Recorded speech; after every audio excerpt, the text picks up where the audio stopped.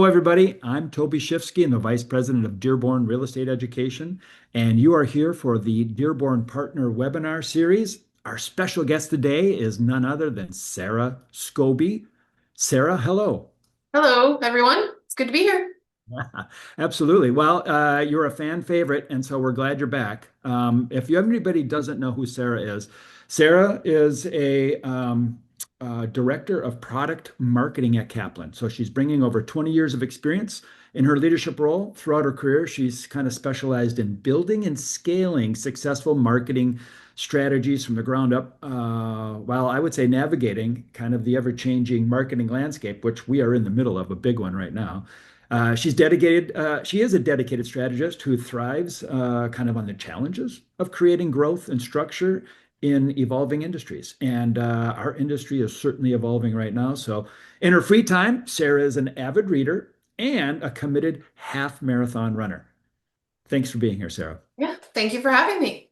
Absolutely. So, I like the committed half marathon runner. That's a new thing in here, right? In your bio.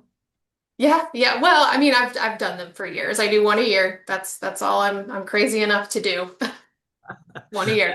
I love it. I love it. All right, so let's go ahead and I thought maybe what I could do is maybe jump on a quick poll question real fast for everybody, just so we know who's in the audience today. Once again, everybody, your chats are not anonymous, but the poll questions are anonymous. And so I'd love for you to participate. We'll get a quick poll question just to know who's in the audience and we can kind of tailor the conversation today. Poll question number one is who's in the audience? So take a look at this. Who are you? What's your role at your school?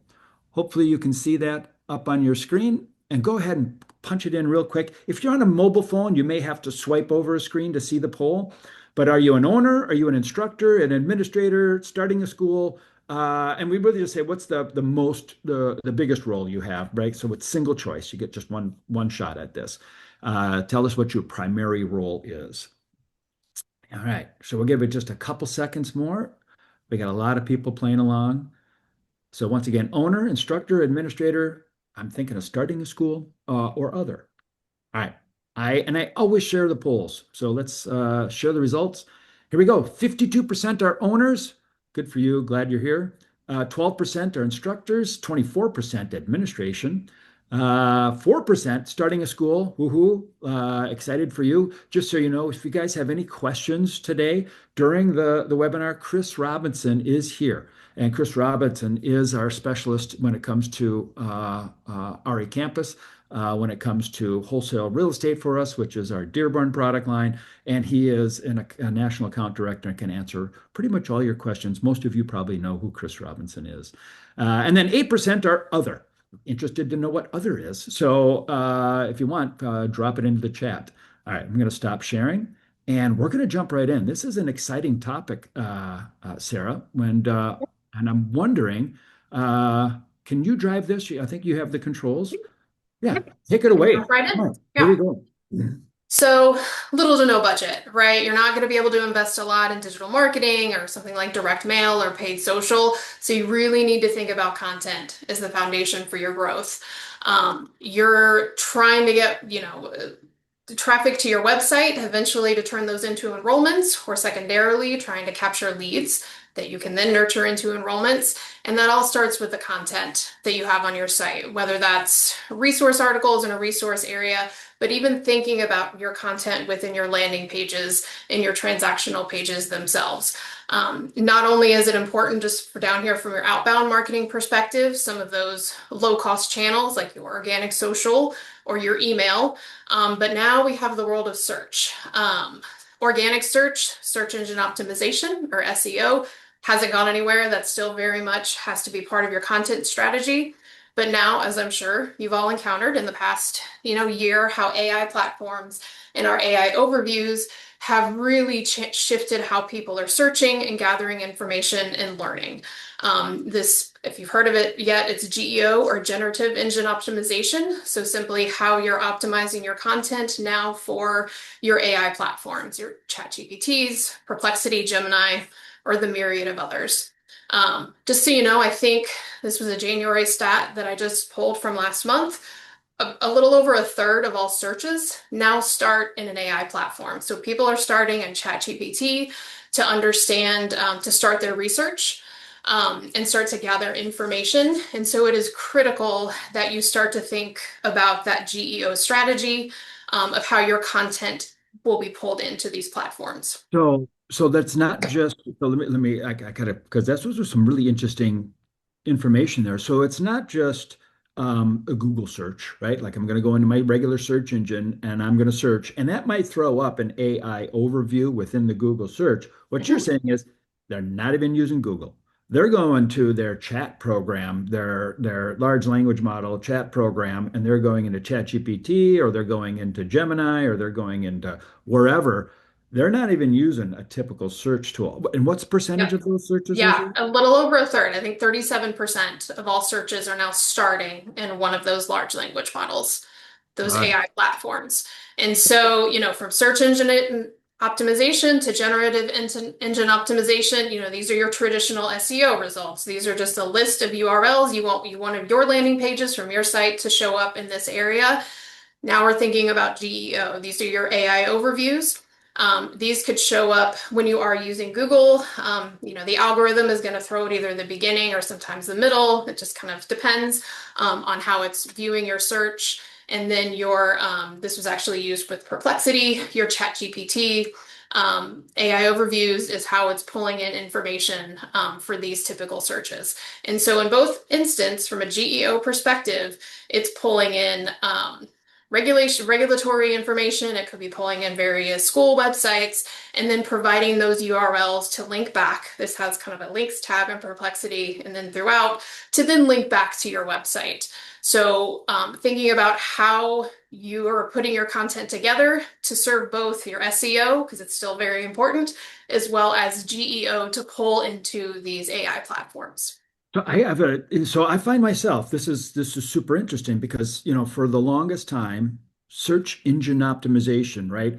Having reasons for people to search the internet and having like the Google web crawlers go out and find Mhm. your website because you have relevant information on it. That's content, right? You have an article about what does it take to get a license in my state? How hard is the exam? All those kind of things that get people to come to you for relevance. That was the game for a decade, right? Decades. Yes. Yes. And And it's and still now, very much part of the game. But see, and that's the key here is that you can't abandon that. yeah, This is like you got to do everything you've been doing plus, right? I mean, and I'm curious of everybody who's on here today. Play along with us. I don't have a poll question for this. I probably should have, but I have a question for those of you maybe in the chat. How many of you now start your search within a generative engine like Perplexity or ChatGPT or how many of you start yours? Right? Well, look at this, 100% Perplexity. Look at that. Well, and I I don't know. yeah. So if you could throw it in there, like who's because I find myself kind of doing the same thing. Although there are instances where I want a quick reference for something, and there's times when I want a deeper answer. But I am more and more using the generative search over. Yep. Yeah, Yeah, and if not, just like Rosa pointed out, if it's not the an AI platform, it's those AI overviews. You're still in Google, but you're finding information within those overviews versus scrolling down. But again, SEO still is important because not every search you're going to do in Google pulls up an AI overview, so you still want your landing pages to fall high on the page. right. But let's just talk about some similarities and differences between them. So, But one quick thing. We got a question yeah. in here from Sonia. So your Oh, web system, so I'm thinking you're thinking the RE Campus platform doesn't allow us to add any content. That's true. That RE Campus platform is built in a way where it's about getting people to products as fast as possible. And so, Sonia, a lot of times we have partners who kind of start to become more sophisticated by having a website that would link into the portal deeper, allowing you to market on your website, right? What we're talking about, and then drive deeper into the portal. So if you're not familiar with deep links, make sure you have a conversation with Chris Robinson or your client success manager. and talk about what does it take to be able to link in deeper where you have your website kind of driving this content and then you can deep link into the products and services that are on RE Campus. Um, okay, so let's go ahead. Keep going, Sarah. Similarities and differences. Kind of the middle bucket here are things that are still very important for your SEO and GEO strategy, audience intent, the kinds of questions they're asking and making it to the right relevant pages. Quality content, always really important. You want to have correct information on your website and your brand authority. Just the trust in your brand, your domain authority also plays into that middle bucket for both SEO and GEO. But on the outer bands here is where we start to see some differences. So for SEO backlinks, so people linking from their website over to your website plays an important role for SEO. Whereas GEO, it's more brand mentions. It's whether it's a content partner who's, reviewed your in courses or instructors, mentioning your brand, or even student testimonials, mentioning your school as, one of the top online educators or educators that they've pulled in. Is this where like Reddit comes in and people critiquing and reviewing kind of their experience with you as a school and an operator? Yep. It starts to go for that, right? Yeah, but those brand mentions become important. And if there is an influencer, someone who is prevalent in the industry and mentions your brand, that becomes a third party claim that you can then bring onto your website and then adds additional GEO value to your own landing page.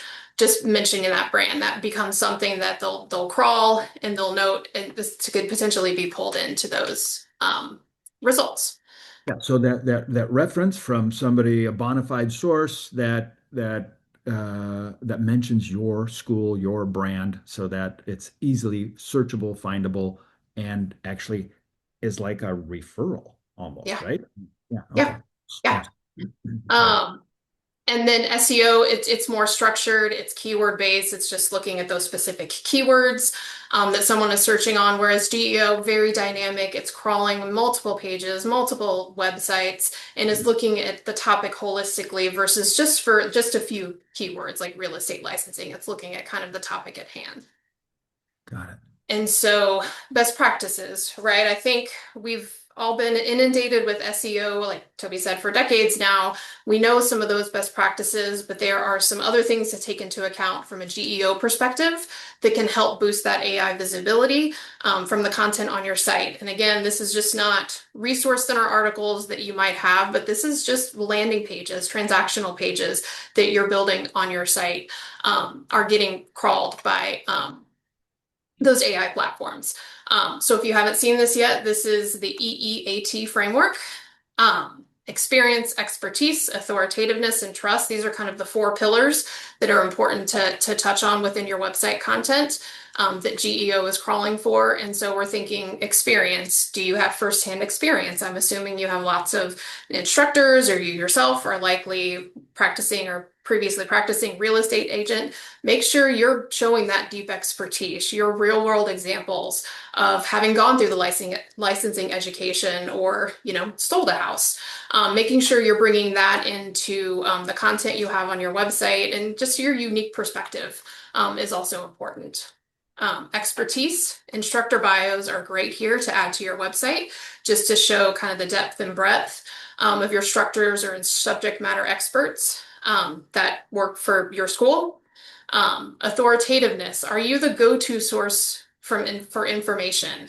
This is where some of those third-party claims, those brand mentions can come in, pulling those into your website. That is a good kind of trigger from a GEO perspective. Also linking by real estate commissions. Once your school is approved, there are some commissions that link directly from their site to yours as an approved school. That is also a great trigger for So that, authoritativeness. yeah, that authoritative, I think of those relationships. So a lot of our wholesale Dearborn partners, what they have is a generally unique relationships within their local marketplaces. Very local heavy, lots of relationships with brokerages, lots of relationships with the community. Finding those people who can make those third-party claims about how you care for your students, how the education experience is for the students, how they get through. Those kind of relationships, I can't even tell you how much huge leverage that is in this case, getting those basically those referrals, the personal claims from them onto your website and linking even back to somewhere else, Yep. right? Yep. What's the best way to do that? If let's say a broker says, ah, I'll write a letter about you, I'll write a comment. Where should they have that done, and how should that be linked to their website? Best place is put that on your website. Have a testimonial section from Mhm. those brokerages and students. That kind of flows right into the next one, Toby, trust, which is the most important. Making sure you have accurate, reliable information. Those student or broker testimonials, having those right on your page is a really good sign for that. Just being transparent, yeah, including quotes from SMEs and instructors, kind of help build that trust piece. Um, and yeah, those broker referrals would be huge in that instance. Cool. So And real people, real names, yep, tied to their quote, their and maybe it is just to tell, hey, see what the local brokerages are saying about their experience with, blah blah blah. yeah, that, and you can also consider video testimonials. That could also be a pretty important piece because then that's something you could put on YouTube, which gives you another opportunity from a content platform to just have additional touch for your brand, to have that out there just in a different platform as well, and then obviously embed it on your website. Um, and then the last piece here is doesn't really fall into the EEAT framework, but still very important and very much what you would do for an SEO perspective is just making sure your content is readable. You continue to use the strong formatting, make sure you have, H1s, H2s, bulleted lists throughout. Is still very important from a GEO perspective, just like SEO. H1, H2s, what's that? Those are your headers. Oh, So header. that's like the formatting in the background of what's going to be an H1 and an H2, the H1 being the most important headline, Headline one. half It's a what adhesive. H Yep. headline Yep. one. Headline two is like a sub headline, a subtopic. Got it. Okay. Yep. Okay, so that's, some best practices, similarities and difference. What about actually creating the content, putting it on your website? Where can you tap into that? Definitely start with what you already have. Tap into your course content, instructors, what they're teaching. Consider like even if it's little videos that they are willing to do for exam prep tips. Again, those personal experiences and your previous students for testimonials. Hey, quick question on content, because everybody talks about, oh, we use AI to create content. Is there a problem using AI to create content? Like, does AI look at it and go, ooh, I know that's AI, this is no good? Or, is there like is there a point where you should make sure you're editing? Or, I mean, Yes. tell me. Yeah, I would use AI to help you create initial content or put thoughts and ideas around what you want to create, but make sure it's in your voice. That goes back to some of that readability aspect from the previous slide, is that you still want to make sure it's in your voice, it speaks to your brand, and just don't, ask AI to create an article and then plop that right onto your website. Make sure you're really editing that down to what makes sense for your school. Yeah, the word of like 2025 was, AI slop, right? Yeah. And that covers a lot. But I agree. And I think, here's the other thing, school operators, owners, instructors, there's a certain character that the school takes on about the people who are there operating it, running it, owning it. Um, and that character is giving you those relationships you have. It helps build relationships. I would lean into who you are in the character when it comes to this in order to kind of differentiate that experience too. Like Sarah said, AI maybe to do the lift, but make sure that's coming in your voice. I think that's an important piece here too. Cool. Yeah, and you want to consider two types of content. So you've got, content for your website that you could push out through social that's really gonna feed your SEO, GEO strategy. Those would be your thought leadership articles or videos, exam tips, those student testimonials. FAQs are great. You can definitely use from an SEO or GEO search, whichever platform you use, there's always those related questions. Those are things people are asking. Use that as a low lift to put some FAQs on your landing pages is just another kind of, low hanging fruit piece of content you can pull in. But then you want to think about high value content as well. You want to provide something that someone is going to be willing to give up their contact information and email to help you start to build a list of leads that you can then market and nurture, especially those that might not be ready to enroll right away. You want to make sure you're nurturing those leads so your school continues to be top of mind when they are ready to purchase. Those lead could be webinars, just like you signed up for today, ebooks, checklists, study calendars, pop quizzes. Kind of think about some of the areas where you find your students maybe struggle with the most, and think about putting like a small piece of content around there. Like I know real estate math tends to be kind of scary for students, so doing a pop quiz with some real estate math questions might be a good way to get some of those leads into your pipeline. That's a really interesting point about real estate math. I know all of you educators here. I saw there was a nice group of instructors on here. Um, it is shocking how many people are deathly afraid of math. And it is a real touch point. So if you wanted to solve a problem for people, that's not a bad place to go to deliver some content also. So yeah, right on, Sarah. Love it. I think it was like last time we checked, it was like 70% of the people who answered our survey said they were afraid of the math and their real estate licensing Yeah. exams. I'm not surprised. Math gets rusty easy if you don't use it. Yes, absolutely. Okay, so now you have some content, now you have some leads, hopefully from some of those opportunities.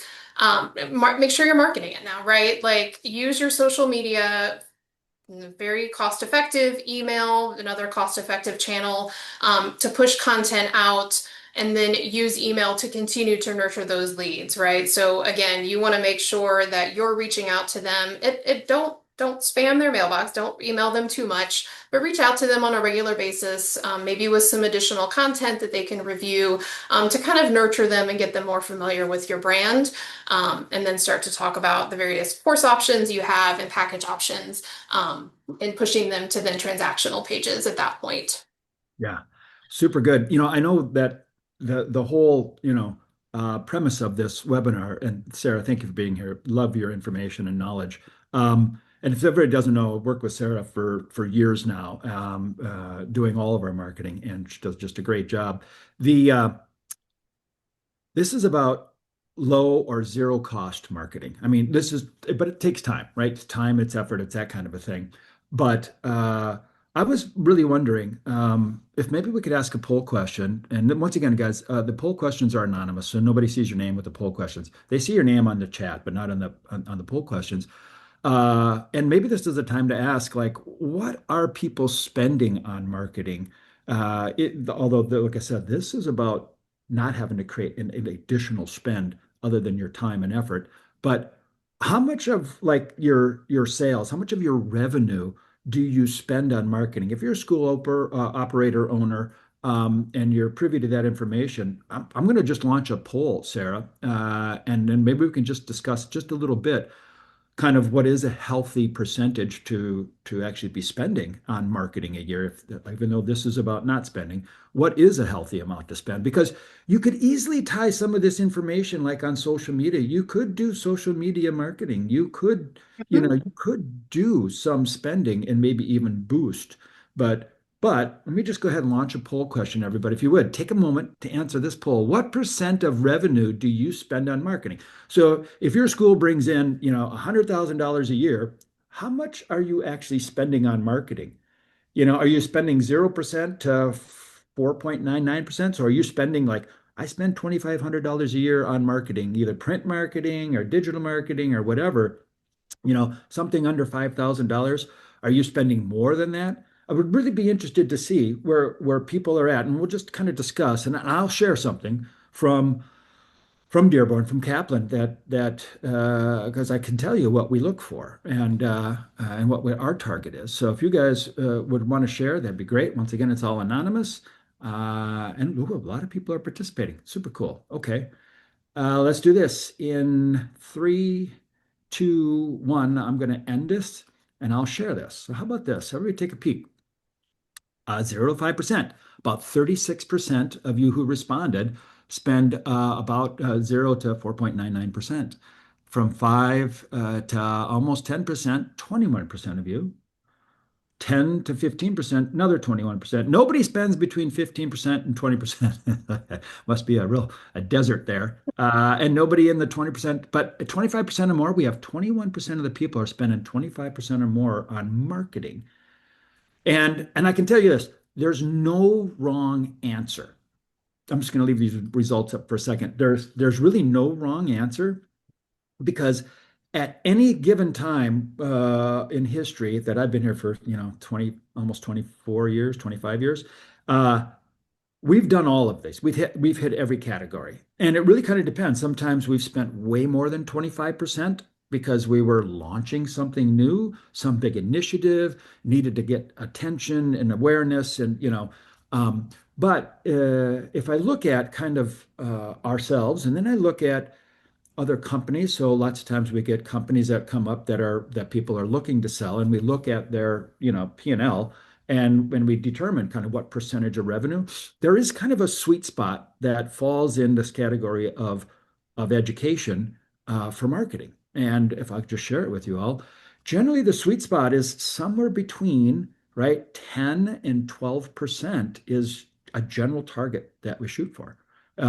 Spending. Healthy companies tend to spend somewhere in that range of 10, unless for those of you who are doing the 25%, man, if you got something on fire and you want to, juice it and you want to create an impact in a marketplace, you may spend more than 25%. I'm not sure it's long-term sustainable, but and that's just my experience. If you got a way to long-term sustain spending more than 25%, contact me after this and tell me how you do it. So, all right, I'm going to go ahead and stop sharing. Uh, Okay. Yeah, so market your content, nurture your leads. And then I thought I'd just kind of wrap up here with kind of let's think about shifting focus, right? You're likely a smaller school, you don't have a lot of resources. Your time is important. It looks like most of you are investing in marketing channels of some sort. But what are some things you can shift focus from doing and start doing? One thing that we do at Kaplan on a regular basis, as a marketing team, is a start, stop, pause exercise. As we're thinking about the following year strategy is typically when we look at it this way is what are things we would love to start doing or things we haven't, had time to do yet? What are things we should stop doing because they're not adding value and they're not giving us return? And then what are things we can pause temporarily that won't hurt our bottom line necessarily, but free up that time to start something new, to test something new. So that's I think that is not only a marketing, strategy to consider every once in a while, but it could just be a life strategy too. What should you start, stop, and pause? And so, I thought, some things to think about as you're, looking at that start, stop, pause exercise. Your time is important, so definitely stop the activities that aren't working or are taking more time than return you're getting. If you're heavily producing videos or spending a lot of time on social doing really pretty Instagram carousels, stop those activities. Your time might be better spent doing something on a smaller scale and you might get the same return. Think about your social platforms. Again, a low-cost marketing channel to consider, but don't be on all social platforms. Your audience is likely not in all social platforms. So pick the one or two that you're getting the most engagement on that best target your audience. And then if you are investing in paid digital efforts, which meant from, some of the marketing spend question, it looks like you might be. Make sure you're really targeting those ads. If you're doing general ads, just kind of marketing your school or your brand name, think about pivoting that to doing specific products or specific courses and make sure you're sending them to dedicated landing pages. or transactional pages, or better yet, you're building that lead audience, retarget your leads using your paid digital efforts. Instead of trying to bring new people in the pipeline, try to continue to nurture those leads down the road. This is, try to be cost effective because paid digital, as we know, can be very expensive. So when you say retarget those leads, what does that mean? I mean, So take your pool of leads that you have, you can upload those into your paid platform, whether that's Meta or Google Ads, and you can just retarget those specific leads with your ads instead of kind of broadening your scope. And so your costs come down significantly because you're so just targeting a smaller audience. somebody who's come to you Yes. already, right? Yes. Then you just target them and you service them. Yep. That's when you see those ads kind of stalk you across the internet Yeah. because you've Exactly. already showed an interest. So I'm just letting you know, right? I Yeah. mean, we're still here. They do work. They are not cheap, but they do work. Yeah. Yeah, it's not. But think about the areas again. You want to make sure when they are ready to purchase, your school is the first thing they think about. That is where they're going to go and enroll in their course. Um, they're using AI to start their research. They kind of hopefully see your brand there, and you want to make sure you're keeping that brand top of mind. Stay in front of them. Stay in front of them, like you said, until they're ready to commit. Yep. Love, Yep. love it, love it, love it. But thank you, everybody. Speaking of socials, here's our socials you can follow us on. Look at that. Look at that plug already in there, just like a marketing person. I love it. Sarah, I always appreciate your smarts. I always appreciate kind of the kind and compassionate way you deliver this information for our customers and clients. And so thank you for being here. Thank you for sharing. Everybody, thank you for being here also. Once again, this will be coming out within a week, and you should be able to see an email with that. And if you want to move it on to the rest of your team, you can forward that. And we thank you for being a part of Dearborn.